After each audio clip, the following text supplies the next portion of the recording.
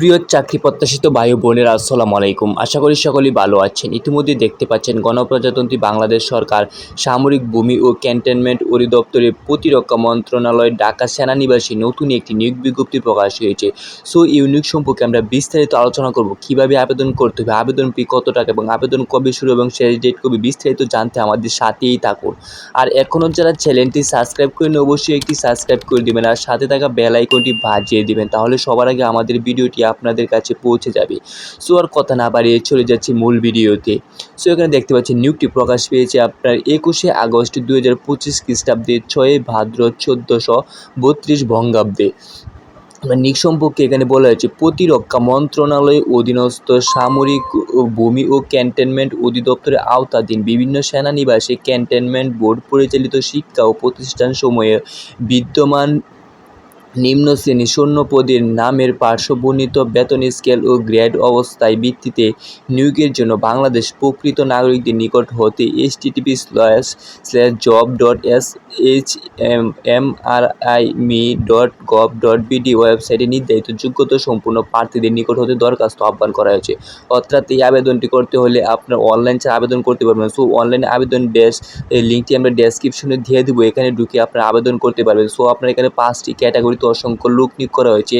So আমরা এই category কী ক্যাটাগরিতে লোক নেবে এগুলো একটু বিস্তারিত আলোচনা করব।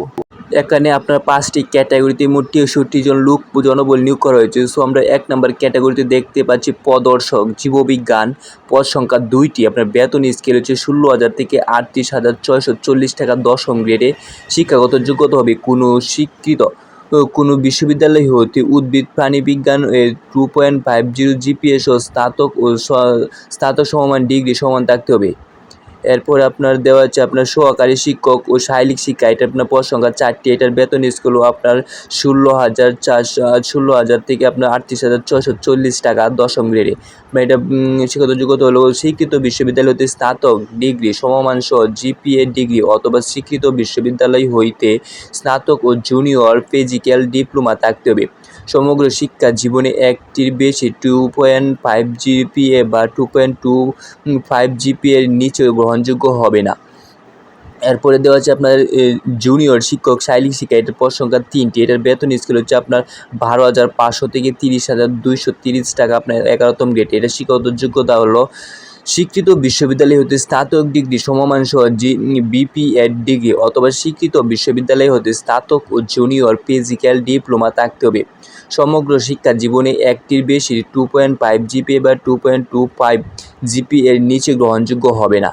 এরপর দেওয়া হচ্ছে আপনার জুনিয়র শিক্ষক ইসলাম ও নৈতিক শিক্ষা, এটার পদ সংখ্যা 60টি। এটার আপনার বেতন হচ্ছে 12,500 থেকে 30,230 টাকা গ্রেড, আপনার 11তম গ্রেডে বেতন পাবেন। এটা শিক্ষাগত যোগ্যতা হলো ফাজিল অথবা সমমান ডিগ্রি থাকতে হবে। সমগ্র শিক্ষা জীবনে একটির বেশি 2.5 জিপিএ বা 2.25 জিপিএর নিচে গ্রহণযোগ্য নয়। এরপর সর্বশেষ দেওয়া হচ্ছে আপনার জুনিয়র শিক্ষক সর্বোচ্চ পদ, এটি আপনার 47টি পদে আপনার আবেদন করতে পারবেন বা নিয়োগ লোক নেওয়া হবে। এটার আপনার বেতন স্কেল হচ্ছে 12,500 থেকে 30,230 টাকা আপনার 11তম গ্রেড। এটা শিক্ষাগত যোগ্যতা ন্যূনতম 2.5 জিপিএ সহ স্নাতক ডিগ্রি থাকতে হবে। সমগ্র শিক্ষা জীবনে একটির বেশি 2.5 জিপিএ বা 2.25 জিপিএর নিচে গ্রহণযোগ্য হবে না।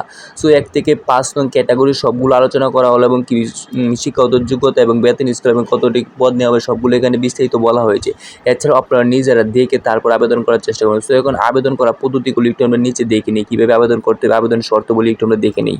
তারপর দেওয়া আছে আপনার শর্তাবলী বা অনলাইন আবেদন করার পদ্ধতি। এখানে দেওয়া আছে প্রথমে অনলাইন আবেদনপত্র পূরণের সংক্রান্ত বিষয়গুলি ও করণীয়।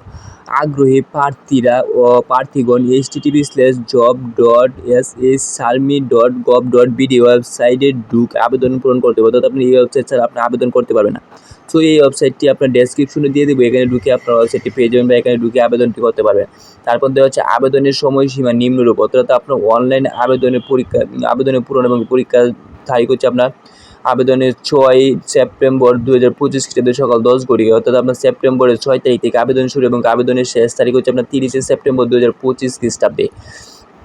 উক্ত সময়ের মধ্যে আপনি ইউজার আইডি প্রার্থীগণ আপনার আবেদন করা 72 ঘন্টার ভিতরে আপনার পরীক্ষা ফিটি জমা দিয়ে দিতে হবে, এছাড়া আপনার আবেদন গৃহীত হবে না।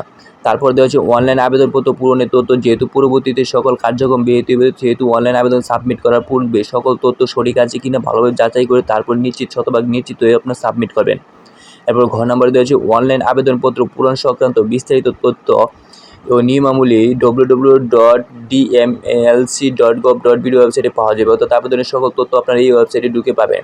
এরপর উল্লেখ্য যে কারিগরি সংক্রান্ত যে কোনো তথ্য সমস্যা সমাধানের বিষয় সাইটে থাকা কন্ট্রোল ইউএস পেজ থেকে সাপোর্টের টিকিট তৈরি করে প্রয়োজনীয় ইমেল jobs@gmail.com-এ যোগাযোগ করতে পারবেন। এছাড়া সাপোর্ট টিকিট ব্যতীত কোনো সমস্যার সমাধান দেওয়া হবে না। এরপর 2 নম্বরে হচ্ছে আবেদনের জমা দেওয়ার সর্বশেষ তারিখ প্রার্থীর বয়স 18 থেকে 32 বছরের মধ্যে হতে হবে। বয়স প্রমাণের ক্ষেত্রে কোনো এফিডেভিট গ্রহণযোগ্য হবে না, অর্থাৎ আপনার সার্টিফিকেটের যে বয়সটি দেওয়া হচ্ছে এটাই আপনার গ্রহণযোগ্য হবে। 3 নম্বরে দেওয়া হচ্ছে নিয়োগের ক্ষেত্রে সরকারের প্রচলিত বিধিবিধান, এগুলো আপনার একটু তথ্যগুলো দেখে নিন, আমরা মূল তথ্যগুলো একটু দেখে নিই। তারপর মুক্তিযুদ্ধ করে আছে আপনার প্রার্থী করে, এগুলো আরও কিছু অনেকগুলো তথ্য দেওয়া আছে, এগুলো একটু দেখে নেবেন। সো আবেদন করতে কত টাকা লাগবে এগুলো আমরা একটু দেখে নিই। 8 নম্বরে দেওয়া হচ্ছে আবেদন ফি।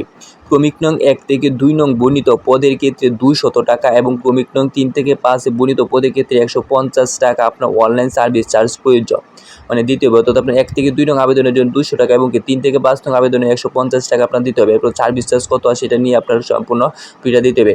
এরপর 9 নম্বরে দেওয়া হচ্ছে আপনার নিয়োগপ্রাপ্ত শিক্ষকগণ পেনশন সুবিধা প্রাপ্য হবেন না, তবে কন্ট্রিবিউটিভ প্রভিডেন্ট ফান্ড, পারিবারিক রেশন সহ সময় প্রচলিত অন্যান্য সুবিধাদি গ্রহণযোগ্য হবেন। এগুলো আরও কিন্তু তো আপনার বাকিগুলো যেগুলো বলা হয়নি একটু দেখে নেবেন। সো আমরা স্ক্রিপ করে আবার নিচে চলে যাচ্ছি, নিচে আর কী কী দেওয়া আছে এগুলো একটু দেখে নেই। তারপর এখানে 10 নম্বর দেওয়া হচ্ছে সরকারি, আধা সরকারি ও স্বায়ত্তশাসিত প্রতিষ্ঠানে চাকরিরত প্রার্থীদের অবশ্যই যথাযথ কর্তৃপক্ষের অনুমতিক্রমে আবেদন করতে হবে। প্রার্থীদের অবশ্যই মৌখিক পরীক্ষার সময় সংশ্লিষ্ট নিয়োগকারী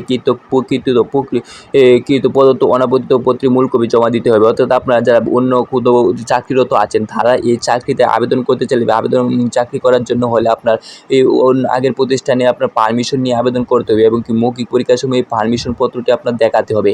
এরপর 11 নম্বর দেওয়া হচ্ছে মৌখিক পরীক্ষার সময় আবশ্যিকভাবে মূল সনদ সহ প্রদর্শন করতে হবে। নিয়োগ পরীক্ষায় অংশগ্রহণের জন্য কোনো দৈনিক ভ্রমণ ভাতা প্রদান করা হবে না, অর্থাৎ আপনার মৌখিক পরীক্ষার সময় সকল যাবতীয় আপনার কাগজপত্র প্রদর্শন করতে হবে। এরপর 12 নম্বর দেওয়া হচ্ছে উক্ত চাকরির সামরিক ভূমি ও ক্যান্টনমেন্ট অধিদপ্তরের আওতাধীন বিভিন্ন ক্যান্টনমেন্ট বোর্ড পরিচালিত শিক্ষা প্রতিষ্ঠানে বদলিও হবে। 13 নম্বর দেওয়া হচ্ছে অসত্য, ভুল তথ্য, ভুল ত্রুটি আবেদনপত্র কোনো কারণ দর্শানো ব্যক্তিকে বাতিল বলে গণ্য হবে। চূড়ান্তভাবে বিবেচিত পেমেন্ট ভেরিফাইড প্রার্থীদের অনলাইনের মাধ্যমে প্রদানকৃত তথ্যের সঠিকভাবে যাচাইপূর্বক নিয়োগ প্রদানের সুপারিশ করা হবে। পরবর্তীতে যে কোনো সময় সুপারিশকৃত প্রার্থীদের দাখিলকৃত কাগজের ঘাটতি, অঙ্গভঙ্গি ত্রুটি, জালিয়াতি ইত্যাদি পরিলক্ষিত হলে উক্ত প্রার্থীর সুপারিশ বাতিল বলে গণ্য হবে এবং তার বিরুদ্ধে আইনানুগত ব্যবস্থা গ্রহণ করা হবে। অর্থাৎ আপনারা যারা আবেদন করতে চাচ্ছেন তাদের কাগজপত্র ভুল প্রমাণিত হলে বা অবৈধভাবে কোনো কিছু করলে তাদের প্রার্থিতা বাতিল করা হবে এবং প্রার্থিতা বাতিল করা হবে। 14 নম্বরে দেওয়া আছে প্রকাশিত ফলাফল কোনো উল্লেখযোগ্য সাবস্ট্যান্ডার্ড ভুল ত্রুটি পরিলক্ষিত হলে নিয়োগকারী কর্তৃপক্ষ বা তার সংশোধনের ক্ষমতা সংরক্ষণ করে। 15 নম্বরে দেওয়া হচ্ছে কর্তৃপক্ষের নিয়োগ সংক্রান্ত বিজ্ঞপ্তি সংশোধনের, বাতিল, শূন্যপদ সংক্রান্ত হ্রাস বা বৃদ্ধি করার ক্ষমতা সংরক্ষিত করেন। অর্থাৎ আপনার এখানে যে নিয়মকানুনগুলো দেওয়া হয়েছে সবগুলো ভালো বিস্তারিত বুঝে তারপর আবেদন করার চেষ্টা করুন। সো আপনার এটাই আবেদনের শেষ পৃষ্ঠা। এখানে আপনার 5টি ক্যাটাগরিতে 63 জন লোক নেওয়া হবে আপনার সামরিক ভূমি ও ক্যান্টনমেন্ট অধিদপ্তরে। সো আপনার এই নিয়োগটি ভালোভাবে বুঝে তারপর আবেদন করার চেষ্টা করবেন এবং যোগ্যতা অনুযায়ী আবেদন করবেন।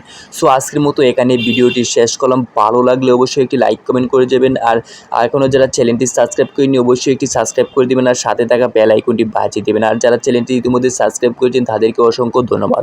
সো আজকের মতো এখানে ভিডিওটি শেষ করলাম। সকলেই ভালো থাকবেন। আসসালামু আলাইকুম।